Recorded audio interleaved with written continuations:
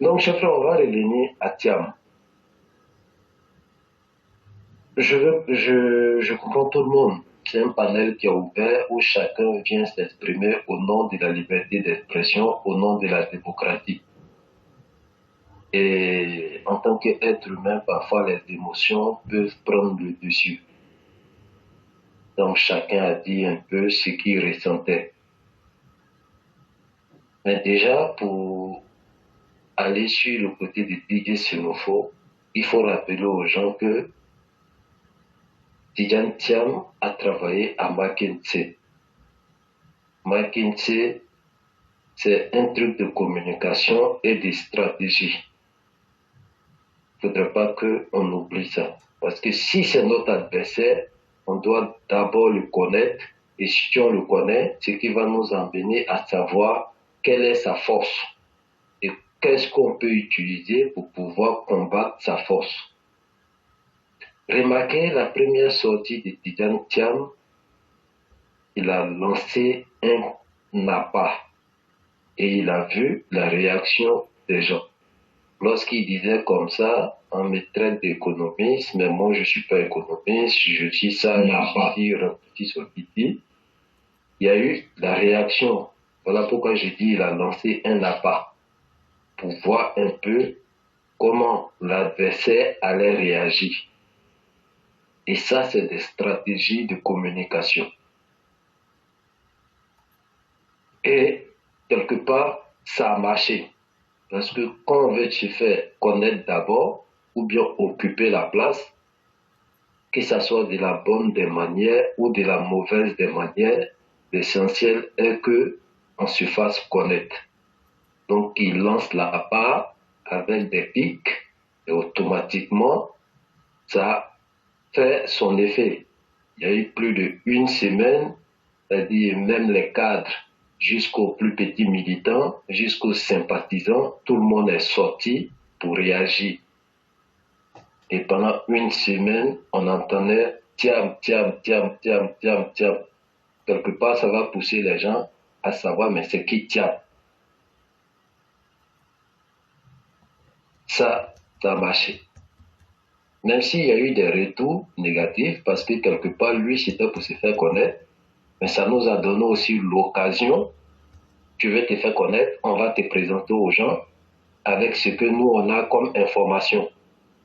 Après, peut-être à ton groupe, de te présenter comme le Jésus qui vient sauver la Côte d'Ivoire, mais nous, à notre tour, on va te présenter aussi comme on peut le faire. Mais de toute façon, même s'il a senti la réplique, mais déjà, tout le monde disait tiens, tiens, tiens, tiens, tiens. Après ça, qu'est-ce qu'il a fait en stratégie de communication? Vu qu'il a lancé la part avec des pics et que la réaction était virulente, la deuxième fois, il sort.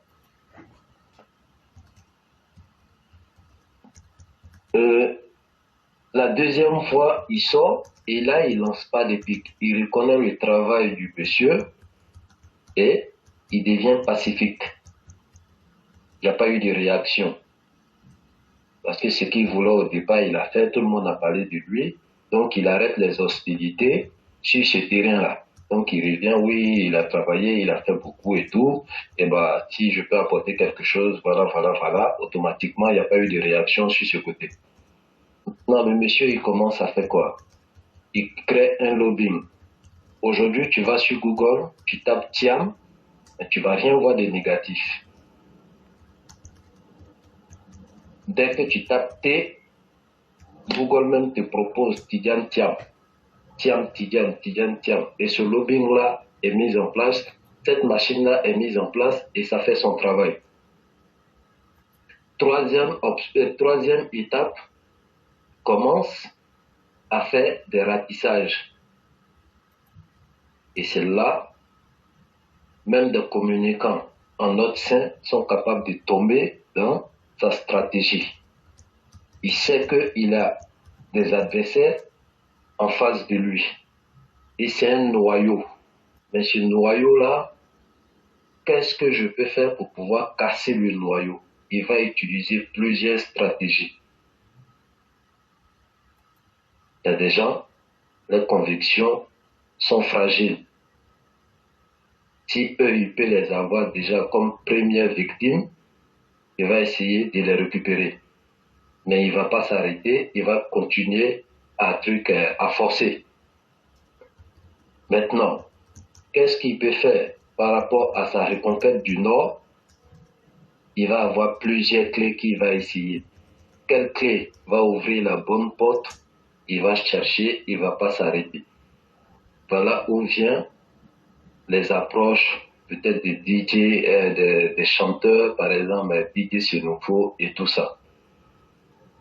Et en même temps qu'il fait toute cette stratégie de communication-là, il voit un peu la psychologie de cette population-là même qui doit les conquérir. Que ça soit froid ou chaud, lui, ça va lui servir parce qu'il aura des analyses après et voir comment il peut trouver des stratégies. Mais il faut que nous, on ne se mette pas dans l'émotion. Lui, il est dans sa stratégie de communication. Nous, en tant que communicants, qu'est-ce que nous, on voit? Quel danger on voit? Comment on analyse la chose? Sa stratégie de communication qu'il est en train d'utiliser, est-ce que ça a de l'effet? Quelle stratégie nous, on adopte pour pouvoir caler sa stratégie? Si on comprend ça, alors on doit s'y dresser encore pour toujours conserver et toujours galvaniser déjà notre bastion qu'on va considérer comme acquis. Et voir peut-être s'il y a des failles dedans, qu'est-ce qu'on peut faire pour régler ces failles-là.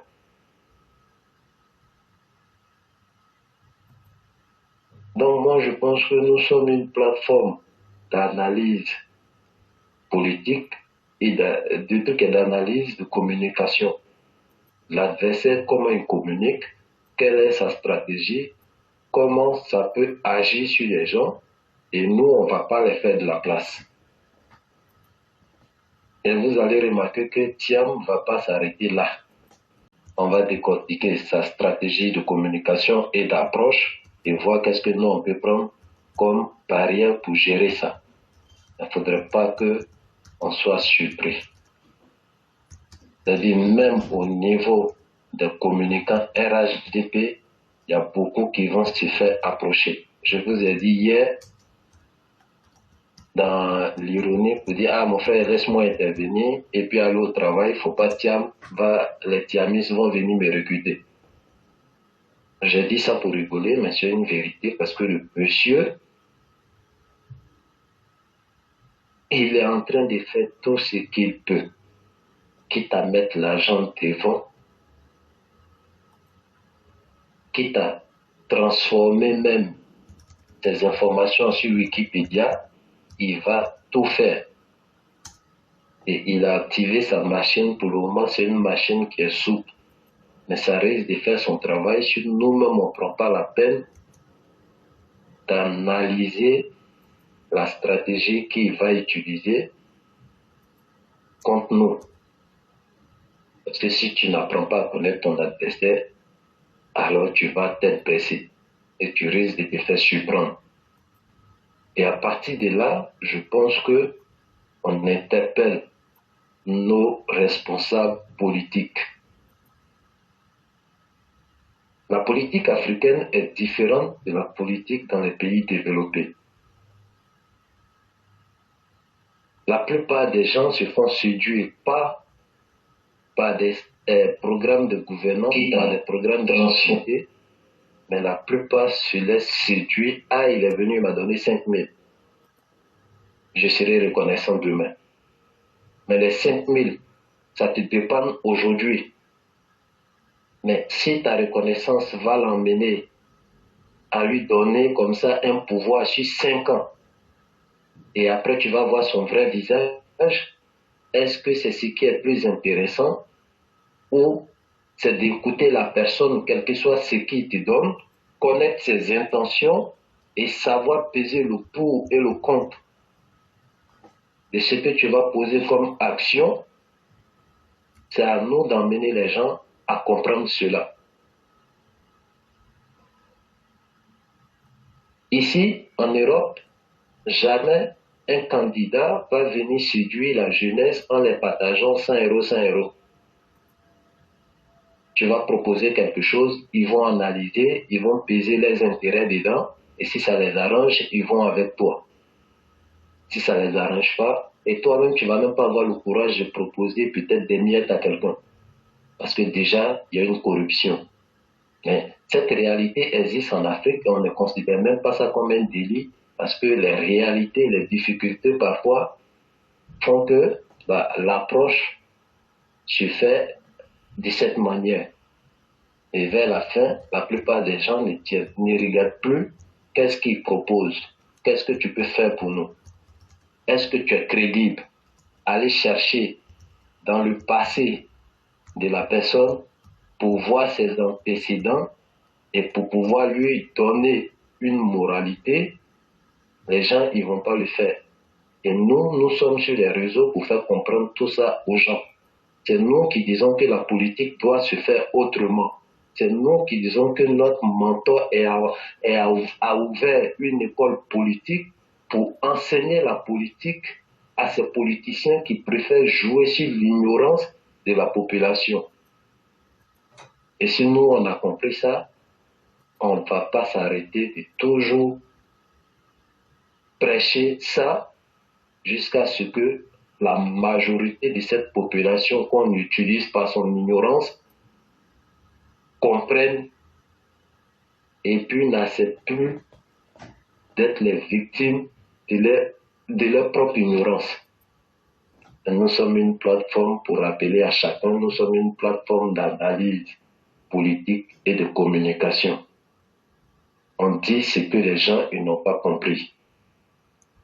On fait sortir à la lumière les non-dits pour que tout le monde soit au même pied d'information pour pouvoir prendre une position commune parce que c'est tous ensemble on va aller combattre.